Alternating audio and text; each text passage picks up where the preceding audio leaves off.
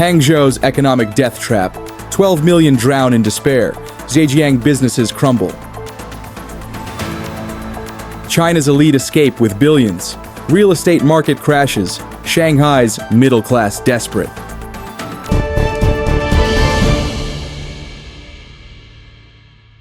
Can you believe it?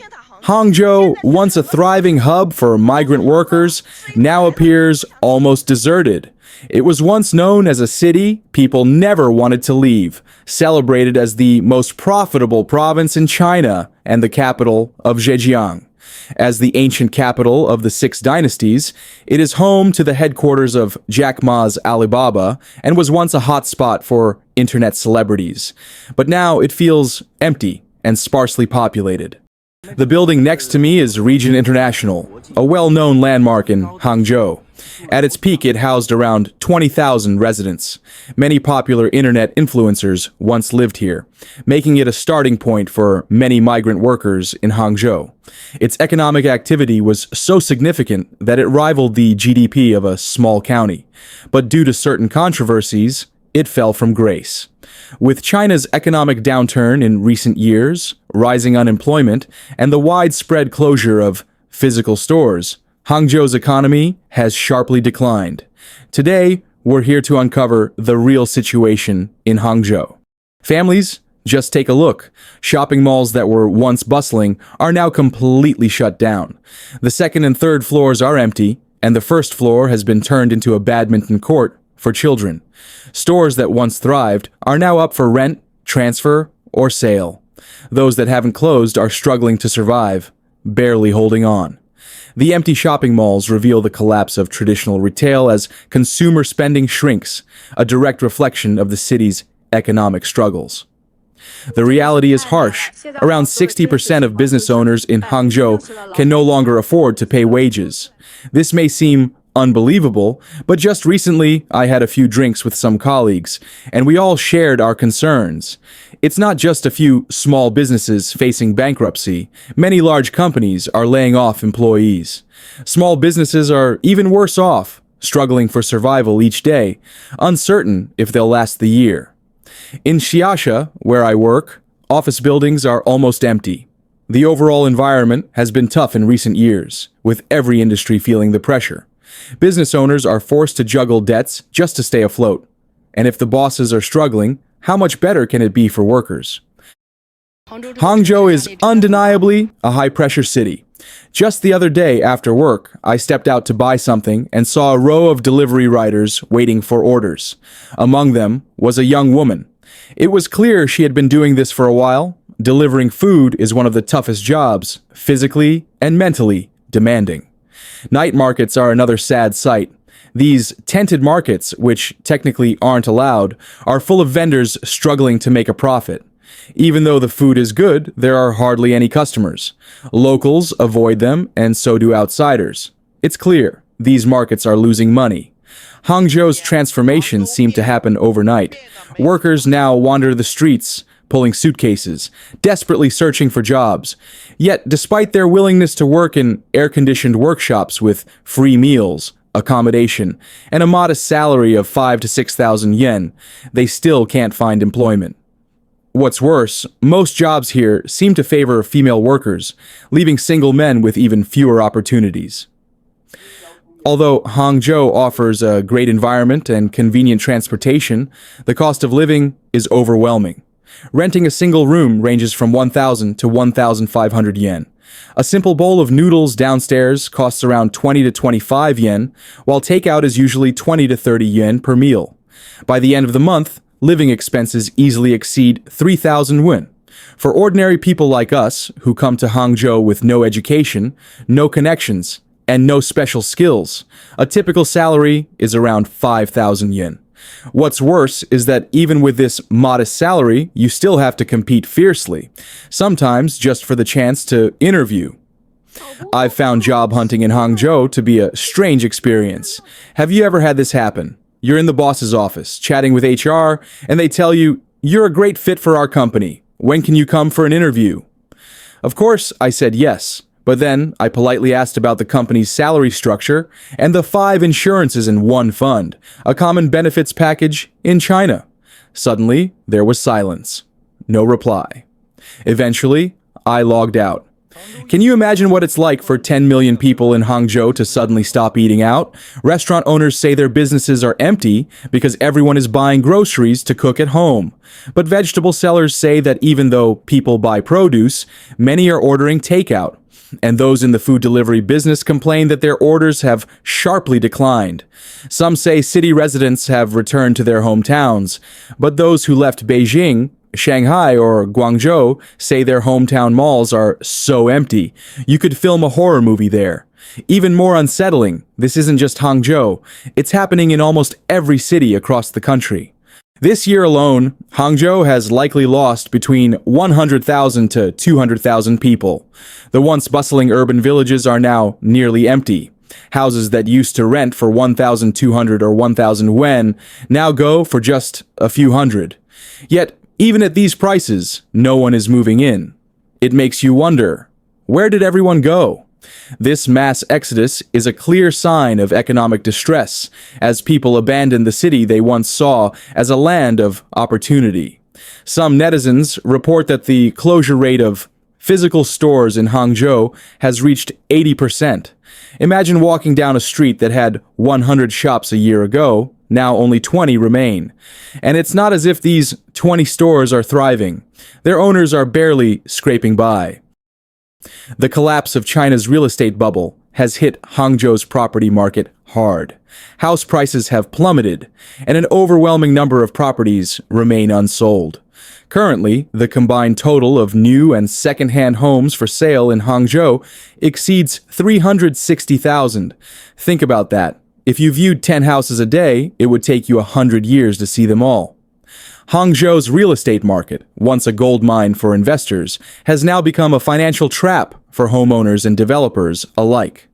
Despite active lottery promotions by real estate developers, many new properties are being offered at massive discounts, 20% to 90% off, with some going for as low as 30% to 40% off. Second-hand properties are even worse, with many homeowners slashing prices just to make a sale. You may think prices haven't dropped in your community, but that's just the listing price. Actual transaction prices are already much lower. Since April, the real estate markets in Shenzhen and Hangzhou have sharply contracted, entering a full downward spiral. The ongoing tariff war and trade conflict have directly impacted the real economy, and with that, the property market is unlikely to recover anytime soon. If housing prices continue to decline at this rate, countless families in Hangzhou will face financial disaster. Already, nearly a quarter of households are effectively bankrupt. Their debts far exceed their dwindling assets. This is especially true for those who bought homes at peak prices in recent years. A terrifying trend is emerging. An increasing number of foreclosed properties are flooding the market, many worth hundreds of thousands or even millions of yuan. With jobs disappearing and businesses failing, homeowners can no longer repay their loans. Even selling everything they own may not be enough to cover their debts. The situation is even more severe in Zhejiang Province, where Hangzhou is located. Under the dual pressure of the Chinese Communist Party's shifting policies and U.S. tariffs, Zhejiang has become one of the hardest-hit regions in this economic storm. In 2024, Zhejiang's dependence on foreign trade reached 58.4%, and its reliance on trade with the United States accounted for a staggering 71.4% of its GDP. This means that out of every 1,000 yuan generated in Zhejiang, 710 yuan is tied to trade with the U.S. The region's economic lifeline is inseparable from the American market.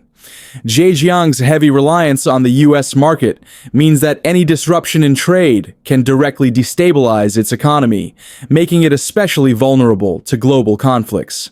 But with the cold winds of the trade war blowing, many companies in Zhejiang are struggling. Some are operating at a loss, while others are on the brink of bankruptcy. A growing number have no choice but to shut down and lie low, hoping to survive this economic winter.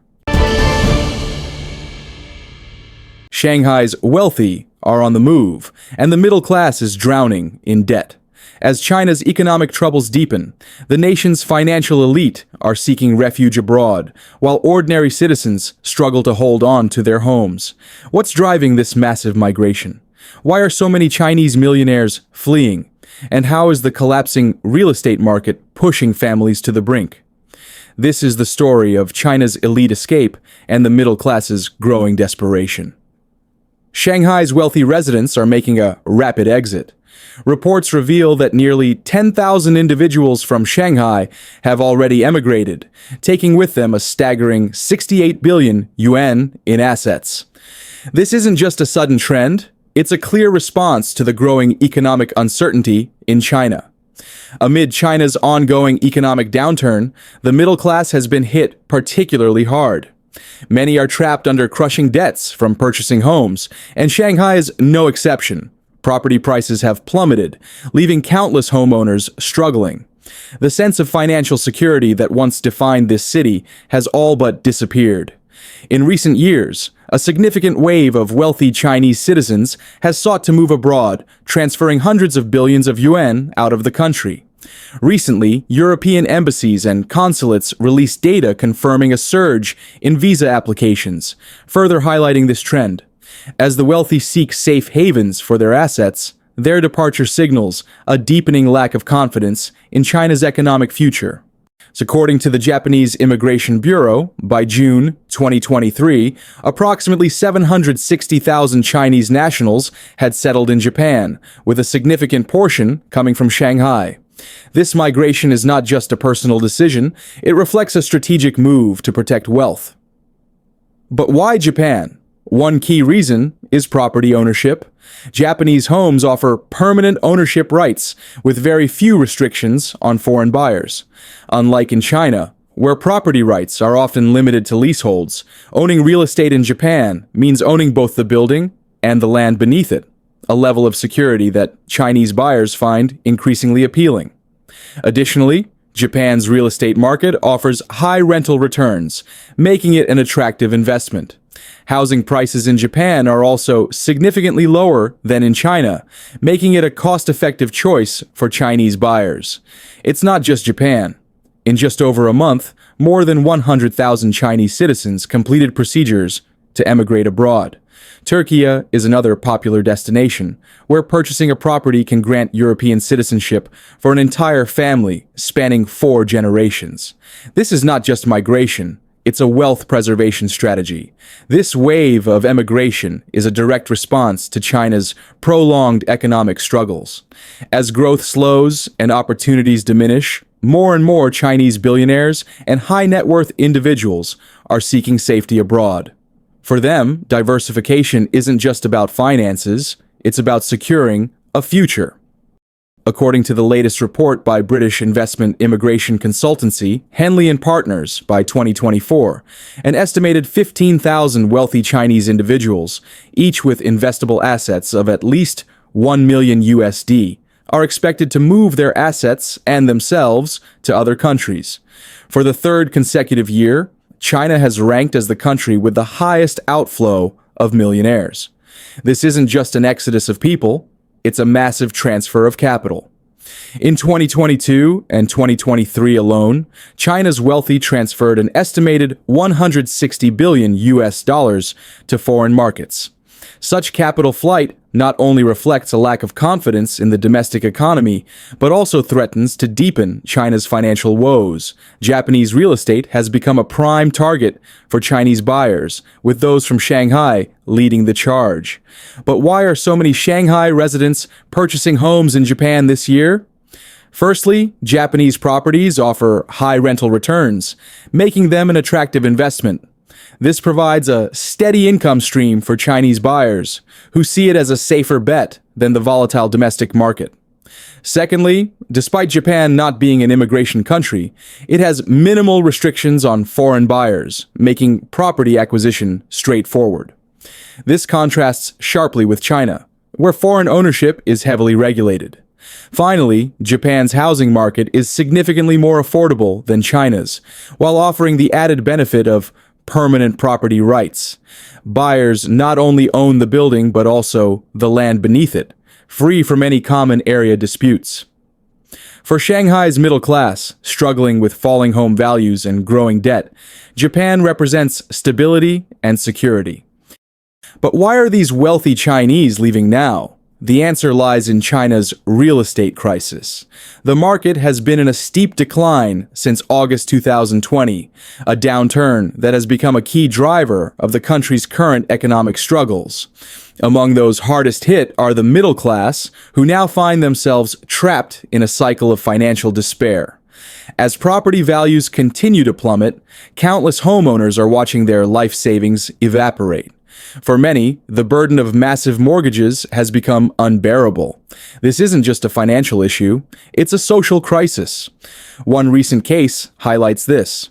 A homeowner, suffocated by mounting debts, was forced to sell his property for 10.03 million yuan, incurring a staggering loss of over 4 million yen. For families who believed property ownership was a path to wealth, this is nothing short of a nightmare.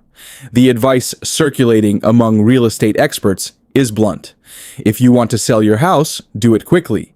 If you want to buy one, wait. This sentiment reflects a deep-seated fear that the worst may not be over yet. In another case, a home once valued at over 7 million yuan has now lost 2.25 million yuan in value, wiping out years of hard-earned savings in a matter of months. Such rapid devaluation has shaken confidence, leaving even seasoned investors questioning their next move. Shanghai's exodus of the wealthy and the collapse of its property market are not just isolated incidents, they are part of a broader crisis gripping China. As the rich seek safety abroad, the middle class is left struggling to stay afloat. The question is, how far will this economic slide go? And for those left behind, will there be any way out?